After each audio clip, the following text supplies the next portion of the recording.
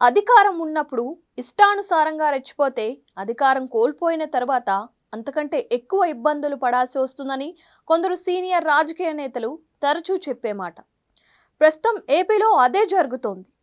గడిచిన 5 ఏళ్లలో ఓ రేంజ్లో టీడీపీని ఆడుకుంది వైసీపీ. ఏపీలో కూటమి సర్కార్ అధికారంలోకి రాగానే సరస్వతి పవర్ ఇండస్ట్రీస్ భూములపై ఫోకస్ చేసింది. పల్నాడు జిల్లాలో ఆ కంపెనీకి చెందిన భూముల్లో రెవెన్యూ, అటవీ భూములు ఉన్నట్లు వార్తలు రావడంతో ప్రభుత్వ అధికారులు వేర్వేరుగా సర్వే చేపట్టారు. దాదాపుగా 4 మండలాల్లో సర్వే చేశారు. చివరకు మాచవరం మండలం వేమవరం గ్రామ పరిధిలో 20 ఎకరాలు అసైన్డ్ భూములు ఉన్నట్లు తేల్చారు. దీనికి సంబంధించి వివరణ ఇవ్వాలని కోరుతూ అసైన్డ్ రైతులు, అమ్మకాలకు సహకరించిన మధ్యవర్తులకు ప్రభుత్వం నోటీసులు జారీ చేసింది. 18 ఎకరాల అసైన్డ్ భూములు ఉన్నట్లు తేలడంతో వాటిని స్వాధీనం చేసుకున్నట్లు తహసీల్దార్ ఉత్తర్వులు జారీ చేశారు.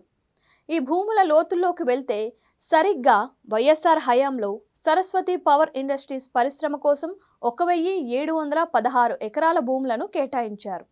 అప్పట్లో ప్రభుత్వం కేటాయించిన భూములతో పాటు ఫ్యాక్టరీ ఏర్పాటు చేస్తామంటూ ప్రజల నుంచి భూములను సేకరించింది వైఎస్ఆర్ ఫ్యామిలీ. అందులో అటవీ భూములు, వాగులు, వంకలు కూడా ఉన్నాయి. దాదాపు 2 దశాబ్దాలు గడుస్తున్నా అక్కడ ఫ్యాక్టరీని నిర్మించలేదు. ఈలోగా అధికారంలోకి వచ్చిన జగన్ ప్రభుత్వం ఆయా భూముల్లో గనుల లీజును 50 ఏళ్లకు పెంచుతూ ఉత్తర్వులు ఇచ్చింది. అంతేకాదు, పరిశ్రమ ఏర్పాటు చేయకపోయినా నీటి కేటాయింపు చేశారు. అయితే అసైన్డ్ భూముల్లో సహజ వనరులు ఉన్నాయని ఆరోపణలు వెల్లువెత్తడంతో నవంబర్లో డిప్యూటీ సీఎం పవన్ కళ్యాణ్ ఆ ప్రాంతంలో పర్యటించిన సంగతి మనందరికీ తెలిసిందే. అప్పట్లో వేల ఎకరాల్లో అసైన్డ్ భూములు ఉన్నట్లు ఆరోపణలు చేశారు. చివరికి 18 ఎకరాల అసైన్డ్ భూములను మాత్రమే స్వాధీనం చేసుకున్నారు. మరి ఆ రోజు అంత హడావిడి చేసి ఈరోజు తుస్సుమనిపించారే అని రాజకీయ వర్గాలు అనుకుంటున్నాయి. ఈ చర్యలు జగన్పై పెద్దగా ప్రభావం చూపవని కూడా అంటున్నారు.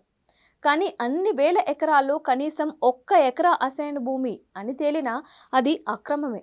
కాబట్టి వైసీపీ నేతలు దీనిపై ఎలాంటి స్టాండ్ తీసుకుంటారో చూడాలి.